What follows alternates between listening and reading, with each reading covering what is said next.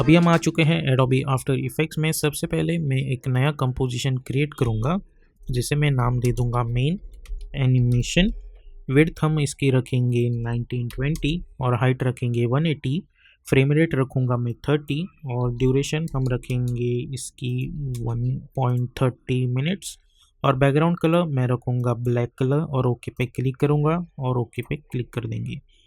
उसके बाद हम यहाँ जाएंगे choose grade and guide option में और टाइटल सेक्शन पे क्लिक कर देंगे। उसके बाद मैं अपना टेक्स्ट टूल सिलेक्ट करूँगा और हम यहाँ पे अपना एक टेक्स्ट टाइप करेंगे।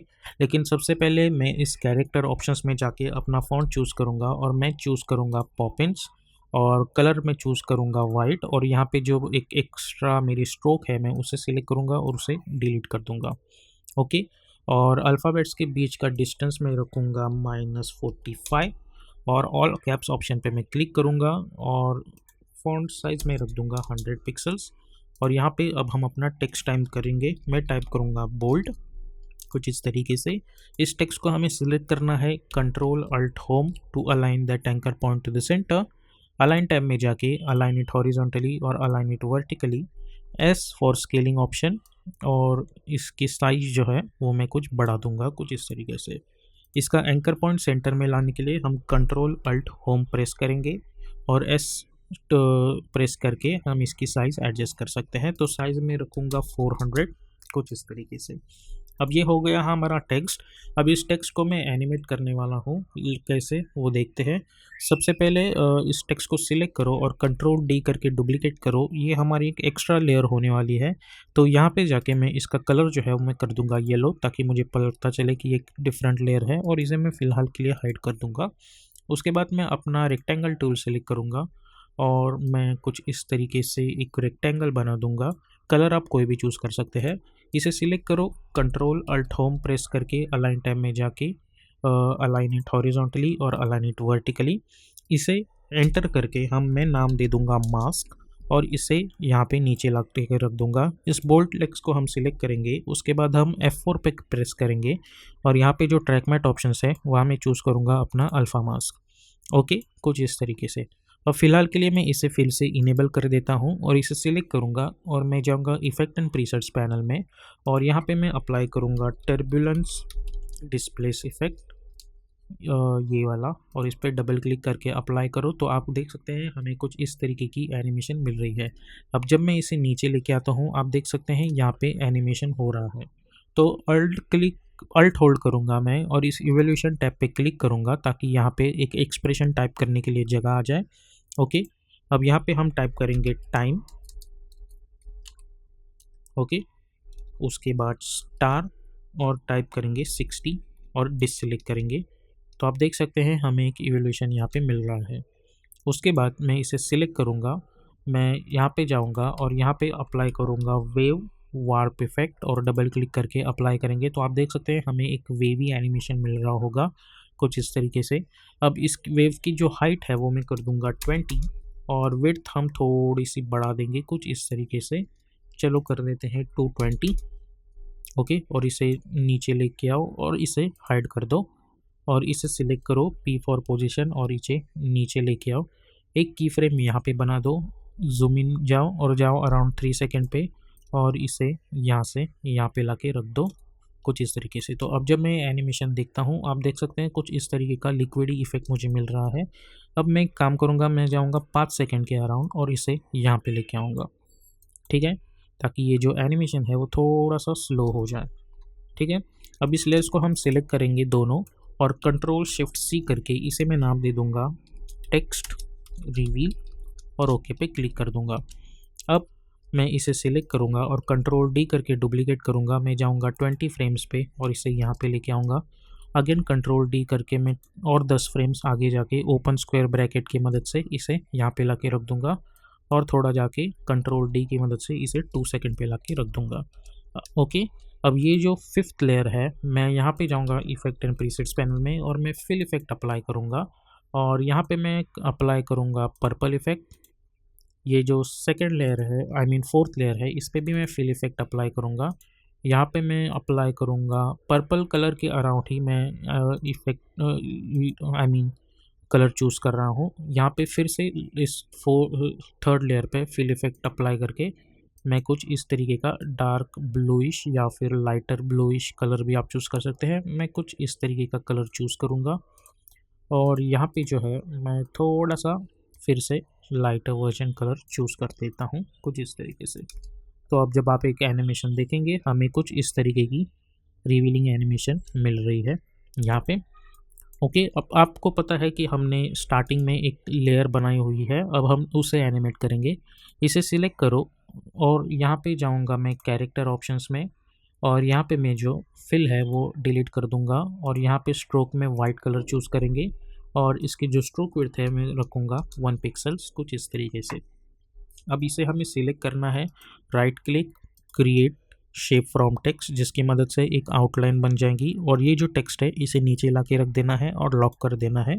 अभी फ़िलहाल के लिए हमारे पास इसका कुछ काम नहीं है। तो ये जो आउटलाइन वाली टेक्स्ट है मैं इसके अंदर जाऊंगा ऐड मेन्यू में और मैं चूज़ करूंगा ट्रिम पाथ। ट्रिम पाथ के अंदर जाएंगे हम लोग और इसकी जो एंड वैल्यू है वो कर देंगे 0 और एक की फ्रेम बना देंगे। उसके बाद हम जाएंगे अराउंड 4 सेकेंड पे या फिर 3 सेकेंड पे, ठीक है, और इसकी वैल्यू हम कर देंगे 100। तो अब जब मैं एनिमेशन देखता हूँ तो मुझे कुछ इस तरीके की एनिमेशन दिख रही है, ठीक है। अब हम इसे सिलेक्ट करेंगे और इस सर्च ऑप्शन में हम टाइप करेंगे स्ट्रोक। ओके, अब जितने भी स्ट्रोक है हम उसके अंदर जाएंगे और यहाँ पे जो डैशेस का ऑप्शन है उस पर क्लिक कर देंगे। उसकी मदद से होगा ये कि यहाँ पे डैशेस बन जाएंगे, ठीक है। और अगर आप इसका ऑफसेट देखें, ऑफसेट वैल्यू अगर आप चाहे तो इधर उधर कर सकते हैं, ठीक है। It's totally up to you. मैं इसे एक बार ही क्लिक कर दूंगा। सेम चीज़ हम इस अदर अल्फ़ाबेट्स को भी फॉलो करेंगे। फिर से मैं यहाँ पे एल के लिए भी ये जो प्लस पॉइंट है हमें उस पर क्लिक कर देना है, ठीक है। तो आप अगर अभी आप इस एनिमेशन को देखें तो हमें कुछ इस तरीके की एनिमेशन मिल रही होगी, ठीक है। लेकिन ये बहुत ही स्टेडी एनिमेशन है।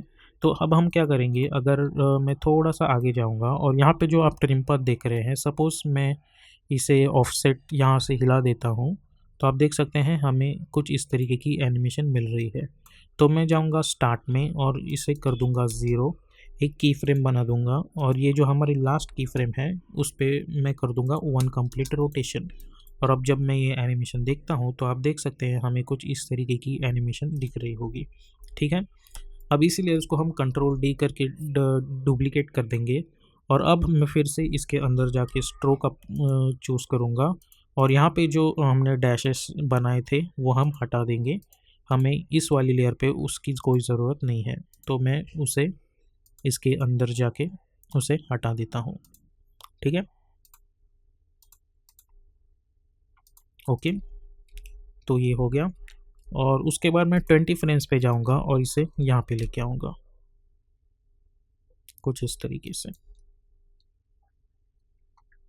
ओके, और ये एनिमेशन हो जाने के बाद अराउंड एक सेकेंड पे ये जो कंपोजिशंस है 4 उन्हें मैं यहाँ पे लेके आऊँगा ताकि पहले ये जो स्ट्रोक है वो एनिमेट हो, उसके बाद ये जो एनिमेशन है वो एनिमेशन होना स्टार्ट हो जाए। उसके बाद इस फर्स्ट लेयर को सिलेक्ट करेंगे हम लोग। उसके बाद हम जाएंगे इफेक्ट एंड प्रीसेट्स पैनल में और हम अप्लाई करेंगे ड्रॉप शेडो इफेक्ट और डबल क्लिक करके अप्लाई कर देंगे और इसकी जो डायरेक्शन है वो हमें ऊपर ला के रखनी होगी ताकि ये जो शेडो है अगर आप जूम करेंगे तो इसके ऊपर पड़ेगी। तो इसे कर दो 0 और इसे सॉफ्टनेस जो है वो कर दो 200। तो आप देख सकते हैं यहाँ पे इसकी ड्रॉप शेडो पड़ रही है और ओपेसिटी कर दो 100। अब इस ड्रॉप शेडो इफेक्ट को कंट्रोल सी करके कॉपी करो और ये जो पिछली लेयर्स है उन पे कंट्रोल वी करके पेस्ट करो। तो आप देख सकते हैं हमें कुछ इस तरीके की चीज़ मिल रही होगी, ठीक है। तो यहाँ पे हमें एक अच्छा खासा इफेक्ट जो है वो यहाँ पे मिल रहा होगा। ओके, अब मैं इसे फिट कर देता हूँ। अब यहाँ पे जो ये एक्स्ट्रा लेयर है हमारे यहाँ पे, इसे हम कंट्रोल डी करके डुप्लीकेट कर देंगे और इसे मैं एक्वा कलर दे दूँगा, ठीक है। और हम प्रेस करेंगे F4 और ये लेयर छोड़ के बाकी की जो निचली लेयर्स हैं उन सभी को हम सिलेक्ट करेंगे और हम प्रेस करेंगे कंट्रोल शिफ्ट C और इसे हम नाम दे देंगे टेक्स्ट एनिमेशन और ओके पे क्लिक कर देंगे कुछ इस तरीके से। उसके बाद मैं इसे सिलेक्ट करूँगा और इसे कन्वर्ट कर दूँगा 3D लेयर में, और इसे भी कन्वर्ट कर दूँगा 3D लेयर में। उसके बाद राइट क्लिक न्यू और एक कैमरा ऐड करेंगे और एंगल ऑफ व्यू रखेंगे हम 49 और ओके पे क्लिक कर देंगे। उसके बाद राइट क्लिक न्यू और हम एक नल ऑब्जेक्ट बना देंगे। इस नल ऑब्जेक्ट को सिलेक्ट करो, एंटर प्रेस करो और इसे नाम दे दो कैम कंट्रोलर। ओके, और इसे भी कन्वर्ट करके कर दो 3D में, और ये जो कैमरा है वो हमें इस का कैम कंट्रोलर से पेरेंट करना है। अब जब मैं ये कैम कंट्रोलर सिलेक्ट करके इसके अंदर आर प्रेस करता हूँ ताकि मुझे ये 4 रोटेशन वैल्यू मिल जाए और इसे रोटेट कर देता हूँ, तो आप देख सकते हैं हमें कुछ इस तरीके का इफेक्ट मिल जाता है। तो अब हमें यहाँ पे थोड़ी सेटिंग्स करनी है। इसकी जो वाई रोटेशंस है वो मैं कर दूँगा 35, और इसकी जो एक्स रोटेशन है वो मैं कर दूँगा 35 फिर से कुछ इस तरीके से, और एस कर स्केलिंग जो है वो मैं छोटी कर दूँगा कुछ इस तरीके से, और इसे जो है वो हम कुछ इस तरीके से एडजस्ट कर देंगे ताकि ये प्रॉपरली सेंटर में आ जाए। ओके, तो आप देख सकते हैं हमें कुछ इस तरीके की चीज़ मिल रही होगी कुछ इस तरीके से। अब ये जो कैम कंट्रोलर है या भी जो है इसकी वाई वैल्यू 35 है। अब मैं स्टार्ट में जाऊंगा, एक की फ्रेम में वाई रोटेशन पे क्लिक करूंगा। उसके बाद ये जब जैसा भी एनिमेट हो रहा है, जब ये कंप्लीट एनिमेशन हो जाएगा समवेयर अराउंड ओवर हियर, यहाँ पे मैं इसे कर दूंगा -35। ओके, उसके बाद इसे सिलेक्ट करो, P फॉर पोजीशन, एक की फ्रेम बना दो यहाँ पे, U प्रेस करो, यहाँ पे लेके जाओ और इसकी जो X वैल्यू है वो यहाँ से यहाँ लेके आओ ताकि ये जो है टेक्स्ट प्रॉपरली सेंटर में आ जाए। तो अब जब मैं एनिमेशन देखता हूँ तो हमें कुछ इस तरीके की चीज़ मिल रही होगी। अब इन दोनों लेयर्स को सिलेक्ट करेंगे और F9 पे क्लिक करेंगे। हम जाएंगे ग्राफ एडिटर में, इसे सिलेक्ट करो, राइट क्लिक करके पहले मेक श्योर करो कि आप एडिट स्पीड ग्राफ में हो। उसके बाद इसे सिलेक्ट करो और शिफ्ट होल्ड करके इसे यहाँ पे लेके आओ, और इससे जो है वो मैं यहाँ पे लेके आता हूँ। तो अब जब मैं एनिमेशन देखता हूँ तो हमें कुछ इस तरीके की चीज़ यहाँ पे मिल रही होगी। ओके, उसके बाद ये जो लेयर है हमारे पास आउटलाइन वाली, इसे मैं इसे P फॉर पोजीशन, और इसकी जो Z वैल्यू होती है वो हमें ऊपर लेके आनी है। तो इसे मैं कर दूंगा -20। ओके, और इसे सिलेक्ट करो और इसके स्ट्रोक विड्थ रखेंगे हम 0.5। ओके, इसे सिलेक्ट करो, कंट्रोल D, फिर से P फॉर पोजीशन, उसके बाद करो -40, control D, P for position, इसे कर दो -60, control D, P for position, इसे कर दो -80, control D, P for position, इसे कर दो -100। ओके, कुछ इस तरीके से। तो अब आप देखें तो हमें कुछ इस तरीके की एनिमेशन यहाँ पे मिल रही होगी। ओके, अगर आप चाहें तो इन सभी को सिलेक्ट करो, कंट्रोल D करके टॉप पे ले डुप्लीकेट करो, फिर से टॉप पे लेके आओ, P फॉर पोजीशन, और इसे जो है वो इसकी जो वैल्यूज़ है वो मैं फिर से बढ़ा दूंगा समवेयर अराउंड लाइक दिस। हमें मेक श्योर करना है कि ये यहाँ पे आ जाए कुछ इस तरीके से। ओके, तो ऐसे हमें मिल जाएगा। उसके बाद हमें करना ये है कि हमें इन सभी लेयर्स को सिलेक्ट करना है और T फॉर ओपेसिटी पे क्लिक कर देना है। अब ये जो 12th लेयर है इसकी ओपेसिटी हम 100 रखेंगे, लेकिन इसकी ओपेसिटी हम रखेंगे 90, 80, 70, 60, 50, 40, 30, 20 एंड 10। ओके, तो हमें कुछ इस तरीके की एनिमेशन दिख जाएगी यहाँ पे।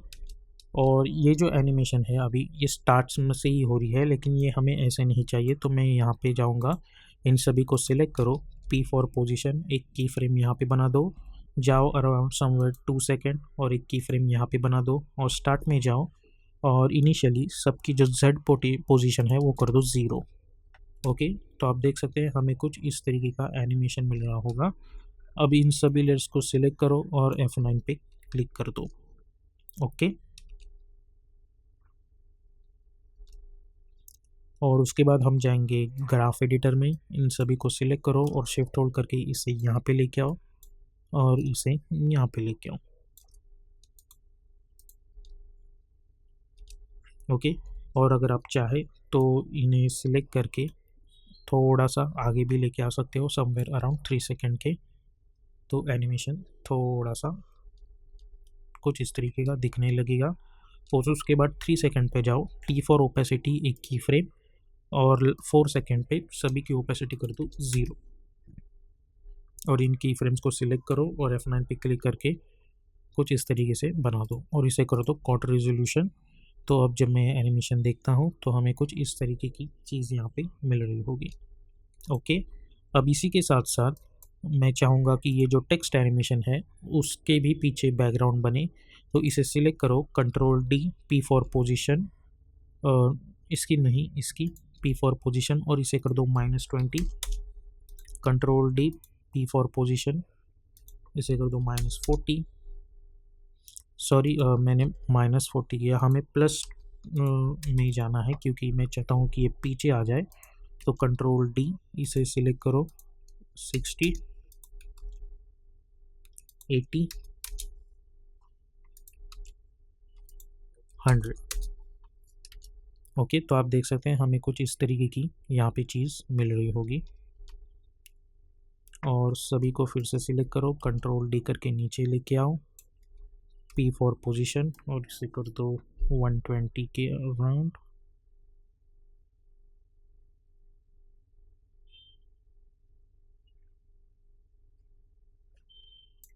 ओके, आप देख सकते हैं हमें एक, अगर मैं इसे फुल रेजोल्यूशन में देखता हूँ तो हमें पीछे भी कुछ इस तरीके की चीज़ें मिल रही होगी। तो मैं इसे क्वार्टर रेजोल्यूशन पे रखता हूँ। और अभी हमें करना ये है कि मैं चाहूँगा कि ये जो लेयर्स है वो एक एक करके एनिमेट हो और इनमें 5 फ्रेम्स का डिस्टेंस हो। तो इसे 5 फ्रेम्स पे मैं कुछ इस तरीके से ओपन स्क्वायर ब्रैकेट की मदद से एडजस्ट करने वाला हूँ, कुछ इस तरीके से।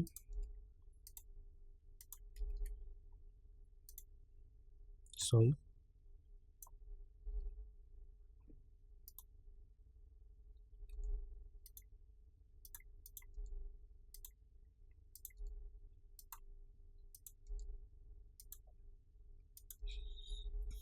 ताकि वो एक एक करके एनिमेट हो जाए। ठीक है, या फिर आप एक काम कर सकते हो, इन सभी को फिर से ओपन स्क्वायर ब्रैकेट की मदद से लेके आओ और यहाँ से नीचे से स्टार्ट कर दो इन्हें एडजस्ट करना, ताकि जो निचली वाली लेयर है वो पहले एनिमेट हो जाए और ऊपर वाली बाद में। ठीक है,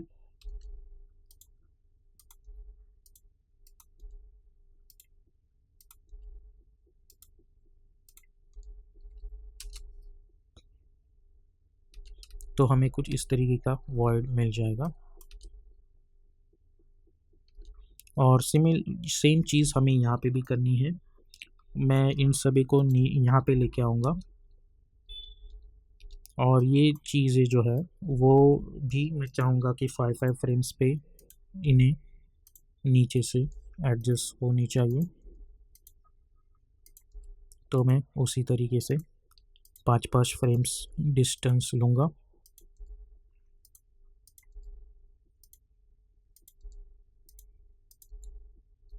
और एडजस्ट कर दूँगा। तो अब जब ये एनिमेशंस देखूँगा मुझे कुछ इस तरीके का एनिमेशन मिल रहा होगा। ठीक है, अब ये जो कैम कंट्रोलर है इसके पी फॉर पोजीशन पे आप देख सकते हैं कि ऑलरेडी एक की फ्रेम अप्लाइड है। तो अभी मैं चाहूँगा कि ये जो एनिमेशन है यहाँ पे थोड़ा विगल इफेक्ट हो। तो सबसे पहले इस कैम कंट्रोलर को सिलेक्ट करेंगे और यू प्रेस करेंगे और ये जो की फ्रेम्स है हमें उन्हें यहाँ पे लेके आना है, क्योंकि मेरा जो एनिमेशन है वो कंप्लीट इस पॉइंट पे हो रहा है। तो मैं उसे यहाँ पे लेके आऊँगा कुछ इस तरीके से। उसके बाद राइट क्लिक, न्यू, और एक नल ऑब्जेक्ट क्रिएट करूँगा।